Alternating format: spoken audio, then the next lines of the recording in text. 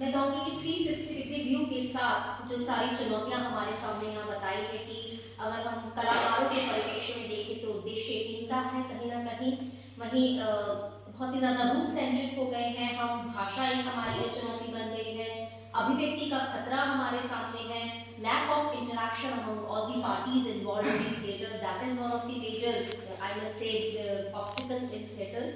और हाँ, खुला संवाद जो है जिसकी अभी भी हमारी संस्कृति में कहीं न कहीं वो इतना उभर कर सामने नहीं आया है। बहुत बहुत धन्यवाद आपके इन मैं कहूँगी बहुत ही डिटेल्ड जो आपका ऑब्जर्वेशन था आपने यहाँ रखा। बहुत ही अच्छा ये संवाद मुझे, मैं इस फील्ड से नहीं हूँ बट मैं कहूँगी कि मुझे बहुत ही अच्छा लग रहा है ये सब बातें सुनकर।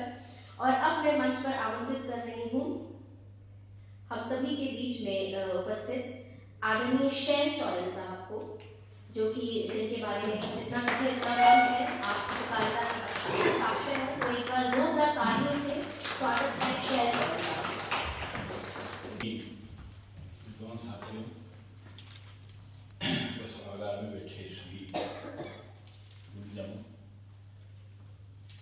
मैं मूल रूप से एक चित्रकार हूँ और चित्रकारों के परिवार से आता हूँ। मेरे नाना, मेरे पिता, मैं, मेरी पत्नी, मेरा बेटा सभी चित्रकार हैं। बेटा जरूर आजकल मूर्ति कला भी करने लगा है, क्योंकि वो ऐसे स्कूल में पढ़ के आया बड़ौदा से, जहाँ पर बड़ा उन्मुक्त वातावरण था। तो वहाँ चित्रकला में होते हुए ग्राफिक भी कर सकते थे, स्कल्पचर भी कर सकते थे, तो सब डिपार्टमेंट में किसी में इंटरेक्शन कर सकते थे, इसलिए उनको थोड़ी ज़्यादा उन्मुक्तता मिली। मेरे पिता से मैंने नाटक का पहला पाठ सीखा था। पिता 1957 में उनका कोटा से ट्रांसफ़र यहाँ हुआ। कोटा में वो केवल चित्रकला किया करते थे, लेकिन बम्बई में जब जे स्कूल फाट में वो जाते थे, वहाँ से पढ़े थे, तो पारसी नाटकों को वो देखा करते थे। और वे जो पारसी नाटक थे वो पारसी नाटक देखे, और उसके बाद में फिर उन्होंने पृथ्वीराज कपूर के नाटक देखे। और पृथ्वीराज कपूर के नाटक देखे, लेकिन लिखा नहीं, कोई नाटक खेला नहीं।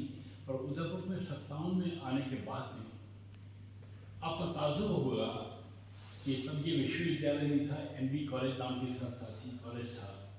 और यहाँ के MB कॉलेज के अंदर एक वीक तक कल्चरल वीक मनाया जाता था, सांस्कृतिक सप्ताह। उसमें एक दिन जैसे डिबेट हो गई, पूरे जितने उदयपुर के स्कूल कॉलेजेस थे वहाँ सब जगह से विद्यार्थी आते और उनकी डिबेट होती। एक रोज संगीत का कार्यक्रम, संगीत में भी लाइट संगीत का अलग दिन और क्लासिकल का अलग दिन, और एक दिन नाटक होते थे, वानप्ले यानी एकांकी नाटक के होते थे, क्योंकि कम से कम 10-12 इंस्टीट्यूशन पार्टिसिपेट करती थी, तो एक दिन के अंदर इतना को निपटाना पॉसिबल नहीं था, इसलिए एकांकी नाटक होते थे। उस जमाने में पिताजी को जोश आया, उन्होंने एक नाटक लिखा। एक चित्रकार रहे हैं वान गॉग बोलते हैं, फ्रेंच चित्रकार से जिनका जीवन बहुत ट्रेजेडी में गुजरा। पहले तो सारी कलाकारों का, लेखकों का, चाहे साहित्यकार हो, चाहे नाट्यकर्मी हो, कोई भी हो, सबका जीवन ऐसे ही आर्थिक कठिनाइयों में रहता ही था। तो वान गॉग के ऊपर उन्होंने नाटक लिखा कलाकार, और वो नाटक जो है इसमें कोई शक नहीं कि पृथ्वीराज कपूर का उनके ऊपर असर था कि कितना यथार्थमय यानी स्टाइलिस्टिक की फॉर्म में नाटक कर सके। तो उस तरह का नाटक किया, वो बहुत अप्रिशिएट किया गया। उसके बाद में फिर निरंतर हर साल वो नाटक लिखने लगे। फिर मध्य प्रदेश के एक वरिष्ठ चित्रकार रहे हैं विष्णु चिंतालकर, उनकी जीवनी को लेकर उन्होंने उनके साथ कोई ट्रेजेडी थी, उस पर एक लिखा। एक उन्होंने चलते फिरते भूत करके नाटक लिखा था, जिसमें सारी कलाओं को कैसे प्रशासन अपमानित करता है उसकी कल्पना उन्होंने स्वच्छ आए कलाकार के द्वारा करी कि किस तरह से किसी भी कला को एप्रिसिएशन आसानी से नहीं मिलता है।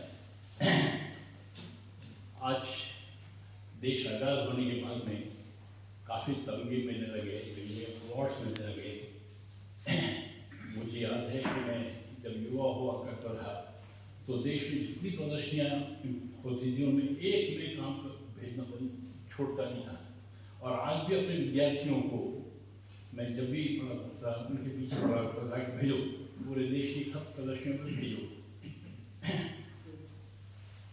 लेकिन दुर्भाग्य हुआ कि चाहे चित्रकला हो, चाहे नाट्य कला हो, चाहे लेखन हो, कुछ भी हुआ, लेखन में तो फिर भी पॉसिबिलिटीज होती है कि आपकी किताब किसी भी आप छपा लो और सर्कुलेट कर लो तो पहुँच जाएगी।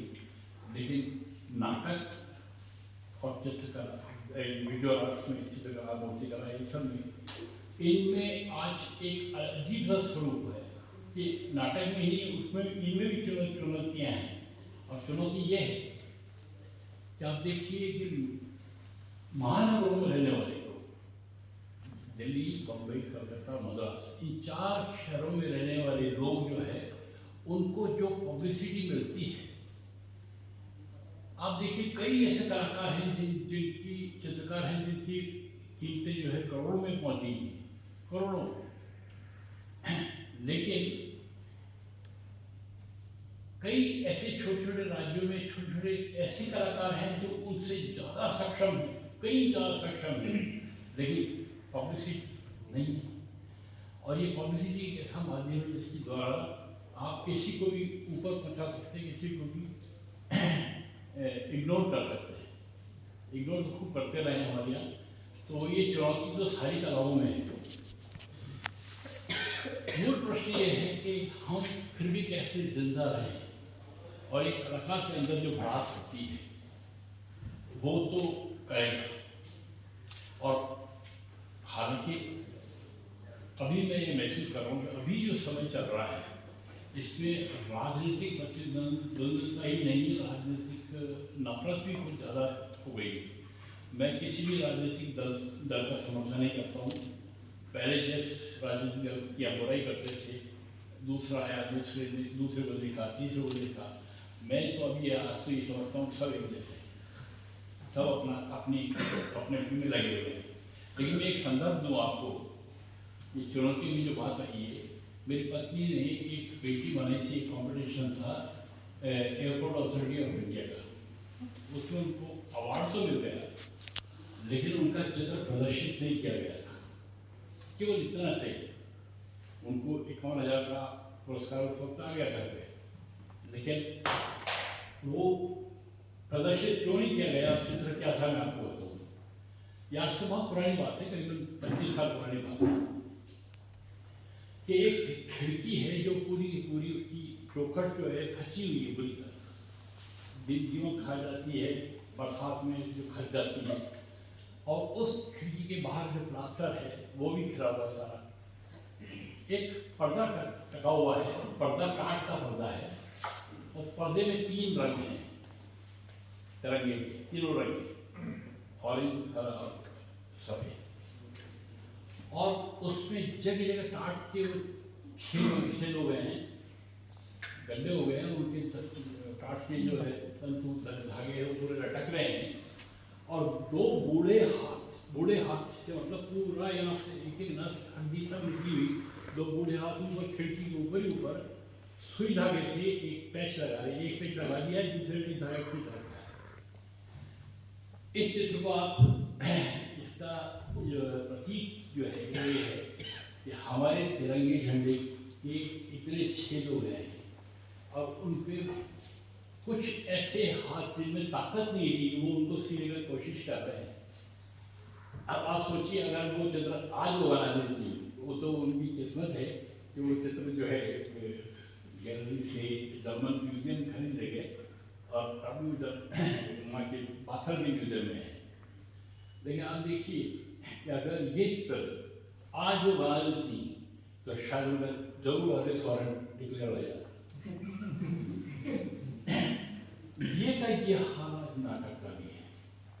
मुझे याद है कि आज से बरसों साल से, कई साल पहले लक्ष्मी नारायण दत्त का एक नाटक हमने किया था, अब्दुल्ला दीवान, उसमें कमिटेड जुडिशरी के ऊपर इतना ज़बरदस्त कमेंट था कि जुडिशरी किस तरह, और आप देखिए तब इंदिरा गांधी का राज था और कितने लोगों के साथ में उनको जेल में डाल दिया था, कलाकारों को भी, उनको भी और राजनीतिज्ञों को भी। उस समय भी हमने हिम्मत करके वो दिखाया।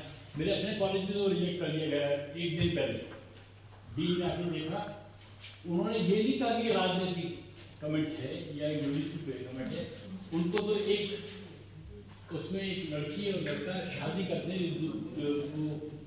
फिर लेते हैं सिंबॉलिक, खाली एक लेते हैं बस, खाली जरा, जिसमें उन्होंने कहा बहुत अश्लील है, नहीं चाहिए ये नाटक। पूरा सेट डाउन हुआ। यहाँ उदयपुर में उस वक्त 2-4 लोग बहुत एंथुसियास्टिक थे, अशोक भाटिया, उमेश थे और ये सुनील मित्तल थे, हैं क्या सुनील मित्तल यहाँ? तो ये सबने बड़े जोर से स्टेज जो है वो उसको करीब 15-20 फीट ही थी अंदर से, क्योंकि है वो प्लस ये अपना एम्फी थिएटर जैसे ही है, ओपोजिट थिएटर एमिका लगता, उसमें आगे सारे प्लेटफॉर्म उसी हाइट के ऊपर रात की 2-2 बजे तक जमाए, सब थिएटर वाले करते ही लगे रहते। और अगले रोज डीन ने वो रिहर्सल देखी और मना कर दिया कि नहीं ये नाटक नहीं होगा, बहुत अश्लील है। कारण तो दूसरा था, आप देखिए कि इमरजेंसी चल रही थी और इमरजेंसी में नाटक करेंगे फिर ठीक तो जा सकता है। लेकिन उसके बाद ये सारी चुनौतियाँ हर समय रही हैं और रहेंगी, और हमें उसके लिए तैयार रहना पड़ेगा, वो कोई बात नहीं है। क्योंकि एक चित्रकार हो, कोई भी कलाकार, चित्रकार हो, नाट्यकार हो, लेखक हो, कुछ भी हो, उसके मन के अंदर अगर कोई अटैक होता है तो उसके ऊपर लिखेगा ही लिखेगा, उसको खेलेगा ही खेलेगा, उसको चित्रित करेगा ही करेगा, ये बात तो है। रही बात ये कि एक संक्षेप में ये बात करूँ कि जैसे आपने भी कहा था अभी कि नाट्यकर्म जो है, नाटक, एक नाटक के अंदर सभी कलाओं का समावेश है, नृत्य कला भी है, साहित्य भी है, आप ये चित्रकला भी है। और देखिए कि मैं जब चित्रकला पढ़ता था तब उसकी जो प्रिंसिपल, सिद्धांत और उसके जो एलिमेंट्स, उसके जो तत्व हमें पढ़ाए गए थे, वो सारे के सारे नाटक जब करने लगे तब हमें नजर आने लगे कि हाँ ये स्पेस, इसमें फॉर्म कैसे बनेगी, शेप के द्वारा फॉर्म कैसे क्रिएट होगी, इसको बैलेंस कैसे करना है। तो ये सारी जो form, balance, tone, texture, line, सारी चीज़ें वहाँ पर बड़ी सुलभता से देखने को मिली।